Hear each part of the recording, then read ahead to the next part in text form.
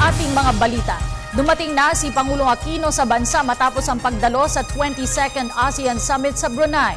Sa kanyang arrival statement, pinasalamatan ng Pangulo ang ASEAN leaders sa pagbibigay ng pansin sa usapin ng West Philippine Sea. Si Rocky Ignacio sa detalye. Muling kinilala ni Pangulo Aquino ang kahalagahan ng kanyang pagdalo sa ika-22 ASEAN Leaders Summit sa pagsusulong ng napapanahon na interes ng Pilipinas. Pasado alas 4 ng hapon nang dumating ang Pangulo at delegasyon sa NAIA Terminal 2 mula sa Brunei kung saan idinaos ang taunang pulong. Sa kanyang statement, ipinabot nito ang pasasalamat sa mga ASEAN leaders kasama ng leader ng Brunei na si Sultan Haji Hassan al-Bolkiah dahil nabigyan pansin ang maritime security sa pamamagitan ng pagbuo ng matibay na Declaration on the Code of Conduct of Parties in the West Philippine Sea.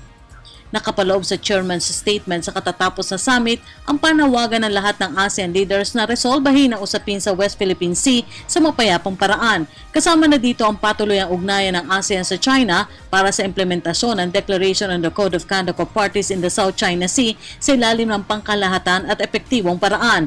Nauna nang nagpaabot ng pagkilala ang Vietnam sa mga inisyatibo ng Pilipinas kaugnay ng usapin. Iniulat rin ng Pangulo ang produktibong pakikipagpulong nito kay Vietnam Prime Minister Nguyen Tan Dung kung saan kinilala ang malaking progreso ng dalawang bansa sa larangan ng ekonomiya. Samantala, muling binigyan diin ng Pangulo ang bunga ng mga nagiging pakikipag-ugnayan ng Pilipinas sa iba pang karatig bansa sa pagsusulong ng pambansang kaunlaran. Para sa Telebisyon ng Bayan, Rocky Ignacio.